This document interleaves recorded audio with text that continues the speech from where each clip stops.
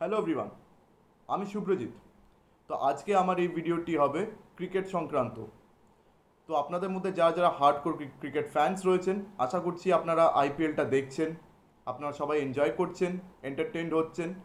IPL এখনকার দিনে একটি আর কি এন্টারটেনমেন্টের একটা বিশাল বড় সোর্স। আমরা সবাই অনেক বছর ধরে এন্টারটেইনড হচ্ছি। তো এবারে আজকে একটা আইপিএল ম্যাচ নিয়ে কথা বলবো। তবে সেই ম্যাচটি হয়েছিল এপ্রিলের 6 তারিখ, আর 6 তারিখ বলতে শনিবার ছিল। শনি রবি আইপিএলের কিন্তু দুটো করে ম্যাচ পড়ে। তো সেই শনিবারই এই দুটো ম্যাচের মধ্যে একটি ম্যাচ ছিল Rajasthan Royals versus royal Challengers Bangalore. তো এই ম্যাচ নিয়ে আমি কিছু কথা বলবো। অবশ্য এই ম্যাচ নিয়ে অনেক লোকেরা আজকাল কথাবার্তা বলছে, এটা নিয়ে অনেক আর কি চর্চা হচ্ছে। তো এটার আর কি সব থেকে হট টপিক হচ্ছে বিরাট কোহলির সেঞ্চুরি। তো বিরাট কোহলির এটা সব থেকে স্লোয়েস্ট সেঞ্চুরি হয়েছে আইপিএল হিস্ট্রিতে। এর আগেও 67 বলে আর কি সেঞ্চুরি করেছিলেন মনীষ পান্ডে। তো বিরাট কোহলিও 67 বলেই সেঞ্চুরি করেছেন। মনীষ পান্ডে যখন সেঞ্চুরি করেছিলেন 67 বলে, তখন সেটা প্রথম আর কি ভারতীয় খেলোয়াড়ের সেঞ্চুরি ছিল আইপিএলে। তো যাই হোক, সেটা অন্য ব্যাপার। তো এখানে বিরাট কোহলির সেঞ্চুরি নিয়ে আর কি লোকেরা এত সরগরম কেন?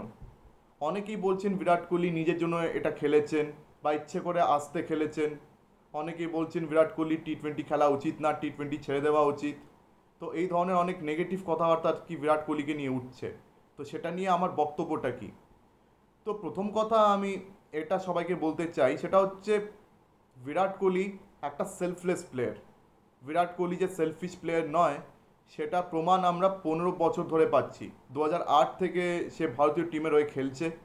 2009 ডিসেম্বর মাস থেকে সে আর কি রেগুলার মেম্বার হয়ে গেছে, তার প্রথম আর কি ওয়ানডে সেঞ্চুরির পর থেকে। আরও প্রথম সেঞ্চুরিটাও কবে এসেছিল আমার মনে আছে, মানে কোন তারিখে এসেছিল ঠিক মনে নেই, তবে ওটা ডিসেম্বরের আই থিঙ্ক 26-27 তারিখ ওরকম সময় এসেছিল। আর ওই ম্যাচটা ইডেন গার্ডেন্সে হচ্ছিল। তো এই প্রথম সেঞ্চুরি থেকে আজকের দিন অবধি বিরাট কোহলির মধ্যে সেই প্যাশন আর সেই হাঙ্গারটা এখনও রয়েছে। 15 বছর ধরে এই লোকটা মানে এত ডেডিকেশন দিয়ে ক্রিকেট খেলে এসছে। আমরা সবাই মানে তাকে দেখছি, এন্টারটেইনড হচ্ছি। মানে 15 বছর এইভাবে দেখতে দেখতে কেটে গেল। মানে একে 15 বছর আগে আমি আন্ডার 19 ওয়ার্ল্ড কাপ জিততে দেখেছিলাম মালয়েশিয়াতে। তারপরে আর কি শ্রীলঙ্কাতে ইন্ডিয়া ট্যুর করছিল, তখন বিরাট কোহলি নিজের প্রথম আর কি ইন্টারন্যাশনাল ম্যাচ খেলে। আর 2009 ডিসেম্বরে শ্রীলঙ্কার বিরুদ্ধে ইডেন গার্ডেন্সেই বিরাট কোহলির প্রথম ইন্টারন্যাশনাল সেঞ্চুরি আসে।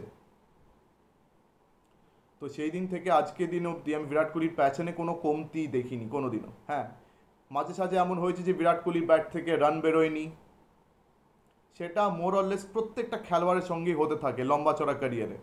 তো যাই হোক, এই 6 তারিখের ম্যাচ নিয়ে লোকেদের মধ্যে এত বক্তব্য কেন? তো 6 এপ্রিল যে ম্যাচটা হলো আরসিবি ভার্সেস রাজস্থান রয়্যালস, তো ওই ম্যাচে 67 বলে বিরাট কোহলি সেঞ্চুরি করেছে। তো ওইটা নিয়ে আর কি লোকেরা অনেক বক বক করছে। অনেক লোকেরা বিরাট কোহলির বিরুদ্ধে কথাবার্তা বলছে যে বিরাট কোহলি একটা সেলফিশ প্লেয়ার। তো এবারে আমার কথাটা হচ্ছে যে ব্যাঙ্গালোরের স্ট্র্যাটেজিটা কি? মানে আরসিবি এবারে কি স্ট্র্যাটেজি নিয়ে নেমেছে? একটাই মাত্র ম্যাচ জিতেছে, আর পরপর সেখানে 3-4টে ম্যাচ তারা হেরেছে। মানে এবারে ব্যাঙ্গালোর খুবই খারাপ খেলছে। একে তো এই ব্যাঙ্গালোর টিমের বদনাম আছে, যেহেতু একবারও আইপিএল জিততে পারেনি বলে। এই টিমটা অনেকবার সেমিফাইনালসে উঠেছে, এমনকি ফাইনালসও খেলেছে, কিন্তু একবারও আইপিএল জেতেনি। ট্রফিটা একবারও পায়নি আর কি, চ্যাম্পিয়ন হয়নি। আর আবার এই বছর আর কি খেলোয়াড়রা এত ডিসঅ্যাপয়েন্টিং খেলছে। আর এটা পরপর আমি 2-4টে ম্যাচে দেখলাম বিরাট কোহলি রান করছে, 90-এর ঘরে রান করছে, 70-80 রান করছে, কিন্তু বাকিরা অন্যদিকে রানই করছে না, রান পাচ্ছেই না। আর বিরাট কোহলি ম্যাচ শেষ হওয়ার পর এটা ইন্টারভিউতে পরিষ্কার বলেছিলেন যে ওনার আর ফ্যাফ ডু প্লেসির মধ্যে কথাবার্তা চলছিল যে ওনাদের মধ্যে একজনকে কিন্তু লাস্ট ওভার অবধি খেলে যেতে হবে। কেননা যদি ওনাদের মধ্যে কেউ একজন লাস্ট ওভার অবধি টিকে যান, তবে আর কি এই টিম বেশি করে রান করতে পারবে। কেননা অন্যদিকে যে ব্যাটসম্যান থাকবে, সেই ব্যাটসম্যানের কাছে সাহস থাকবে ছক্কা চার মারার, যেহেতু অন্যদিকে সে দেখবে যে হয় বিরাট কোহলি নাহলে ফ্যাফ ডু প্লেসি রয়েছে। তো তো সেই রোলটাই আর কি বিরাট কোহলি পালন করেছেন। উনি ইচ্ছা করে লাস্ট ওভার অব্দি খেলেছেন যাতে আর কি ব্যাঙ্গালোরের বেশি করে রান করতে পারে। কেন আগে যদি বিরাট কোহলি আউট হয়ে যায় কোনো ঠিক নেই যে ব্যাঙ্গালোর কোথায় গিয়ে আর কি ধসবে। তো এই ভয়ে বিরাট কোহলিকে লাস্ট ওভার অব্দি খেলতে হচ্ছে, বিকজ ওনার ভরসা হচ্ছে না বাকি খেলোয়াড়দের উপরে। আর বাকি খেলোয়াড়রা সত্যিই কিন্তু বিরাট কোহলিকে আর কি সঠিক প্রমাণ করছেন, মানে বিরাট কোহলি যে লাস্ট অব্দি খেলে ঠিক কাজ করেছেন এটা কিন্তু বাকি খেলোয়াড়রা সত্যিই প্রমাণ করে দিয়েছেন। কেন বাকি খেলোয়াড়দেরকে আমি দেখিনি দায়িত্ব নিতে। বাকি ব্যাটসম্যানরা রান পাচ্ছে না, অনেক ব্যাটসম্যানরা ফ্লপ করছে। ক্যামেরন গ্রিন যে একটা ট্যালেন্টেড অলরাউন্ডার, সে রান পাচ্ছে না। রজত পাতিদার সে অনেকগুলো ম্যাচে ফ্লপ করছে। ফ্যাব টু প্লেসি কখন টিকছে কখন খেলছে কিছু বোঝা যাচ্ছে না। একমাত্র খালি বিরাট কোহলির ব্যাট থেকে 80-90 রান বেরোচ্ছে, এবার সেঞ্চুরি বেরিয়ে এসছে। যাই হোক 67 বলে, কিন্তু সেটা এমন কিছু স্লো নয়। টি-20তে 67 বলে 100 রান আমার মনে হয় না যে সেটা খুব একটা খারাপ ইনিংস বলে। 90 বলে যদি 100 রান করতো তাহলে বোঝা যেত যে না অনেক স্লো খেলেছে। কিন্তু যারা বলছে বিরাট কোহলি খুব স্লো খেলেছে, আমি হলফ করে বলে দিতে পারি তারা হয় ক্রিকেট সম্বন্ধে কিছু বোঝে না, না হলে তারা বিরাট কোহলিকে হিংসে করে বা বিরাট কোহলিকে তারা পছন্দই করে না, এই জন্য ইচ্ছা করে বলছে। তো এই দুটো ক্যাটাগরিতেই ওই লোকেরা পড়ছে যারা বিরাট কোহলিকে নিয়ে এসব আজে বাজে কথাবার্তা বলছে। 15 বছর ধরে যে খেলোয়াড়টা আমাদের টিমকে জিতিয়ে এসছে, সেই খেলোয়াড়টাকে নিয়ে আজকে এত আজে বাজে কথাবার্তা যে লোকেরা কি করে বলছে সেটা ভেবে আমি অবাক হচ্ছি। এই খেলোয়াড়টা মানে 3টে ফরম্যাটেই টিম ইন্ডিয়াকে কিন্তু অনেক ম্যাচেস জিতিয়েছে। এখনও আপনি ওর ফিগার্স তুলে দেখে নিন যে 3টে ফরম্যাটে এখনও বিরাট কোহলির সব থেকে বেশি রানস রয়েছে টিম ইন্ডিয়ার পক্ষ থেকে। ওয়ানডেসে বিরাট কোহলির অ্যাভারেজ 60-এর ঘরে, টেস্টে ওর অ্যাভারেজ 44 থেকে 45-এর মতন আছে, আর টি-20সেও ওই 45 থেকে 50-এর মধ্যে ওর অ্যাভারেজ রয়েছে। এমনকি 2022 যে টি-20 ওয়ার্ল্ড কাপ গেল, ওই ওয়ার্ল্ড কাপেও বিরাট কোহলি সব থেকে বেশি রান করেছে ইন্ডিয়ার পক্ষ থেকে। আর সেদিন পাকিস্তানের বিরুদ্ধে 53 বলে 82 রানের ইনিংস যদি বিরাট কোহলি না খেলতেন আর হ্যারিস রফকে যদি ওইভাবে ছক্কা না মারতেন, তাহলে কি টিম ইন্ডিয়া জিততো এই ম্যাচ? টিম ইন্ডিয়া কি জিততো? মানে অনেক সিলেক্টার্সরা এমনকি অনেক আর কি যারা ফ্যান্স রয়েছেন তারা সবাই আর কি চাইছেন যে বিরাট কোহলি টি-20 ওয়ার্ল্ড কাপ না খেলুক। তো আমার প্রশ্নটা হচ্ছে 2022 টি-20 ওয়ার্ল্ড কাপে ভারতের হয়ে সব থেকে বেশি রান কে করেছিল? রোহিত শর্মা, কেএল রাহুল, ঋষভ পন্থ না কে? সেই বিরাট কোহলি। সেদিন হ্যারিস রফকে ছক্কা মেরে পাকিস্তানের বিরুদ্ধে ম্যাচটাও কিন্তু বিরাট কোহলিই জিতিয়েছিল।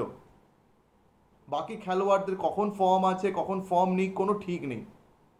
সূর্যা কুমার যাদব যাকে নিয়ে এত গল্প হয় এত কথা হয়, সে কি 2022 টি-20 ওয়ার্ল্ড কাপে কি খুব ভালো খেলেছে? তার পারফরমেন্স কিন্তু এতটাও ভালো হয়নি। সেই বিরাট কোহলিকেই রান করতে হয়েছিল। তো সেই একই কাজ বিরাট কোহলি এই ব্যাঙ্গালোর টিমের জন্যও করছে। আর এই বছর ব্যাঙ্গালোর টিম এত ডিসঅ্যাপয়েন্টিং খেলছে, ভালো ভালো খেলোয়াড় থাকা সত্ত্বেও ব্যাঙ্গালোর ম্যাচেস তো জিতছেই না। বোলার্সরা মারের পর মার খাচ্ছে, বোলার্সরা উইকেট নিতে পারছে না, মার খাচ্ছে, আর ব্যাটসম্যানরা রান পাচ্ছে না। মানে এই অবস্থায় বিরাট কোহলিকে লাস্ট ওভার অবধি খেলতে হচ্ছে। যদি সে লাস্ট ওভার অবধি না খেলে তাহলে গোটা টিম আগেই ধসে যাবে। মানে বিরাট কোহলি যদি আগে আউট হয়ে যায় তাহলে ব্যাঙ্গালোর হয়তো 180 রানও করতে পারতো না। তো সেই দিকে বিরাট কোহলিকে নিয়ে এই ক্রিটিসিজমের কোনো মানে হয় না। আর ইতিমধ্যে কয়েকজন এমনও আছেন যারা বিরাট কোহলিকে সাপোর্ট করেছেন, তো সেটা থেকে খুবই ভালো লাগছে। তো আমি চাইছি বিরাট কোহলিকে সাপোর্ট আরও অনেক লোকে করুক, বিকজ উনি মোটেই সেলফিশ প্লেয়ার নন। আর বিরাট কোহলি যে আস্তে সেঞ্চুরি করেছেন, এটা কিন্তু প্রথমবার না যে বিরাট কোহলিকে নিয়ে এই কমপ্লেনটা উঠেছে। এটা ওয়ার্ল্ড কাপের সময় উঠেছিল, আমার মনে আছে সাউথ আফ্রিকার বিরুদ্ধে ইন্ডিয়ার ম্যাচ ছিল, সেখানেও 120টা বল খেলে আর কি বিরাট কোহলি সেঞ্চুরি এসেছিল। তো সেই দিনও বিরাট কোহলিকে নিয়ে আমি দেখেছি কয়েকজন খুব উল্টোপাল্টা বকবক করছিল যে বিরাট কোহলি নাকি আস্তে খেলেছে, বিরাট কোহলি স্ট্রাইক রেট এত কম কেন। ওই দিন টিম ইন্ডিয়ার রান কত ছিল এটা সবাই ভুলে যাচ্ছে। মানে 330-40-এর ঘরে রান ছিল টিম ইন্ডিয়ার। আর বিরাট কোহলি যদি লাস্ট ওভার অব্দি ওই দিন না খেলতো তাহলে টিম ইন্ডিয়ার কিন্তু অতটা রান উঠতো না। কেননা বিরাট কোহলি উল্টোর দিকে বাকি খেলোয়াড়সরা কিন্তু পিটিয়েছে, মেরে মেরে খেলেছে, তার সাহস পেয়েছে। কেননা তারা জানে যে বিরাট কোহলি উল্টো দিকে রয়েছে, সে টিকে আছে, সে ধরে আছে। ওইটা দেখেই বাকি খেলোয়াড়দের সাহস হয়েছিল মেরে পিটিয়ে খেলার।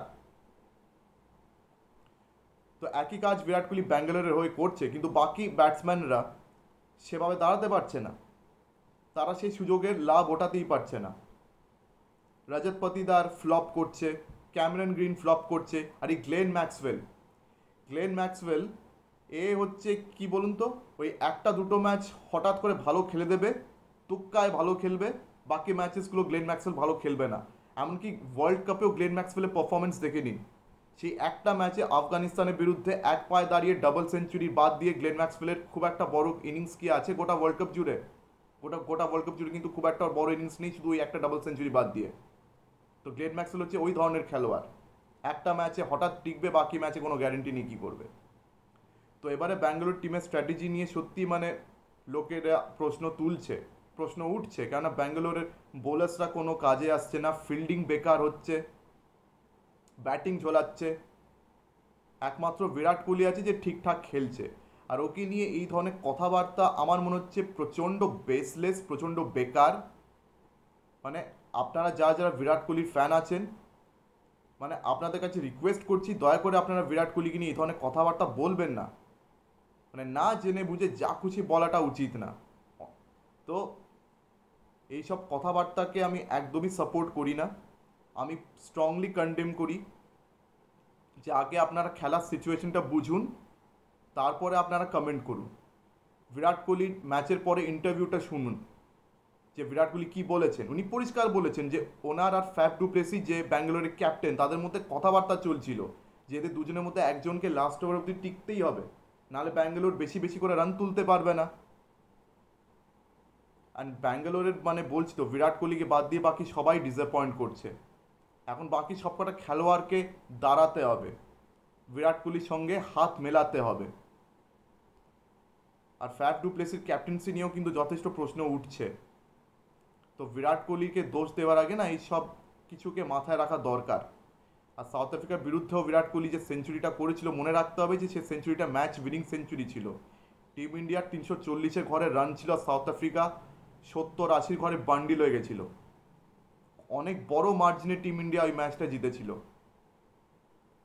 তো একটা স্লো ইনিংস দেখলেই সেটাকে ক্রিটিসাইজ করব, সেটাকে নিয়ে খারাপ কথা বলবো, এইসব যারা করছে হলফ করে বলতে পারি যে তারা ক্রিকেট খেলা সম্বন্ধে কিছু জানে না, বোঝেই না। মানছি আজকের দিনে টি-20 খুবই পপুলার, কিন্তু টি-20 হওয়ার মানে এই না যে প্রত্যেক দিন 40 বলে সেঞ্চুরি করতে হবে বা 30 বলে সেঞ্চুরি করতে হবে। আমি একটা কথা আপনাদের সবাইকে বলে রাখতে চাই যে বিরাট কোহলি ওয়ানডেয়ার্সে সবথেকে বেশি রান করা খেলোয়াড় আজকের দিনে, সবথেকে বেশি সেঞ্চুরি আজকের দিনে 75 কি 77খানা ওর ইন্টারন্যাশনাল সেঞ্চুরিজ রয়েছে। অতগুলো সেঞ্চুরি আজকের দিনে আর কোনো খেলোয়াড়ের রয়েছে? সচিন তেন্ডুলকারের কথা বলছি না, উনি তো মানে আগের খেলোয়াড় ছিলেন, যাই হোক। তো আজকে আর কি যে যারা খেলছে, যারা প্রেজেন্টলি খেলছে, তাদের মধ্যে বিরাট কোহলিকে বাদ দিয়ে আর একটা ব্যাটসম্যানের নাম কি বলতে পারবেন যার 70-এর ঘরে সেঞ্চুরিজ রয়েছে? আর একটা ব্যাটসম্যানের নাম বলতে পারবেন যার ওডিআইসে অ্যাভারেজ 60-এর ঘরে? এই ডি ভিলিয়ার্স, যদি উনি রিটায়ার করে গেছেন, যাই হোক, ওনার 30 বলে সেঞ্চুরি আছে, ওনার অনেক তাড়াতাড়ি হাফ সেঞ্চুরিরও রেকর্ড রয়েছে, কিন্তু ওনার কি অত অ্যাভারেজ রয়েছে বিরাট কোহলির মতন? তা কিন্তু নেই। অন্য কোনো খেলোয়াড়ের কিন্তু সে রেকর্ড নেই যা বিরাট কোহলির আছে। আর বিরাট কোহলিকে চেস মাস্টার বলা হয়। কতগুলো রান চেস করে বিরাট কোহলি অনেক ম্যাচেস জিতিয়েছে টিম ইন্ডিয়াকে। বিরাট কোহলি একটা অমূল্য সম্পদ। হ্যাঁ, ওর ক্যাপ্টেন্সি নিয়ে আমি প্রশ্ন তুলেছিলাম যখন উনি ক্যাপ্টেন ছিলেন। উনি কয়েকটা ভুল কাজ করেছিলেন যেগুলো নিয়ে আমি সত্যি মানে বেজায় চটে গেছিলাম। বিশেষ করে যখন সৌরভ গাঙ্গুলি তখন বিসিসিআই প্রেসিডেন্ট ছিলেন, ওনার বিরুদ্ধে যে বিরাট কোহলি অনেক কথাবার্তা বলছিলেন, সেগুলো নিয়ে আমি একদমই সন্তুষ্ট ছিলাম না। তো যাই হোক, এসব নিয়ে আমি বিরাট কোহলিকে ক্রিটিসাইজ করেইছিলাম, কিন্তু খেলোয়াড় হিসেবে উনি যথেষ্ট ভালো খেলে এসছেন। আর আমার তো মনে হচ্ছে এবারে টি-20 ওয়ার্ল্ড কাপে বিরাট কোহলিকে তো আরও বেশি করে দরকার টিম ইন্ডিয়ার, কেন বাকি খেলোয়াড়দের কোনো ভরসা নেই। যশস্বী জয়সওয়াল যে এবার টি-20 ওয়ার্ল্ড কাপে পুরো রান করে একা জিতিয়েই দেবে, সেটা কিন্তু জোর দিয়ে বলা যাচ্ছে না। বা রোহিত শর্মার ফর্ম যখন তখন উপর নিচে হচ্ছে। রোহিত শর্মা আজকে বড় রান করছে, কালকের দিনে রান পাচ্ছে না। প্রত্যেকটা খেলোয়াড়ের প্রায় সেই অবস্থা। একমাত্র বিরাট কোহলিকে দেখেছি যে কনসিস্টেন্টলি রান করার চেষ্টা করে। তো আমি তো চাইবো বিরাট কোহলি টি-20 ওয়ার্ল্ড কাপটা আবার খেলুক, কেননা বিরাট কোহলি টি-20তে মোটেই মন্থর গতিতে রান করে না। 53 বলে 82 রানের ইনিংস, এটা মন্থর গতির ইনিংস না। ঠিক তেমন 67 বলে 100 রানের ইনিংসটাও কোনো মন্থর গতির ইনিংস না। অন্তত টি-20 ভাষায় এটা যথেষ্ট ভালো ইনিংস। তো আজকের দিনে কেউ স্লো খেললেই তাকে আগের থেকে ক্রিটিসাইজ করার আগে সিচুয়েশনটা আপনারা পরখ করে নিন, যে কোন সিচুয়েশনে সেই ব্যাটসম্যানটা খেলেছে, পিচ কেমন, আর কোন অবস্থায় ব্যাটসম্যান রান করছে। প্রত্যেকটা ম্যাচে যেমন আপনারা 400 ঘরে রান আশা করতে পারেন না, প্রত্যেকটা ওয়ানডেসে আপনারা এটা আশা করতে পারেন না যে সবাই 400 ঘরে রান তুলবে।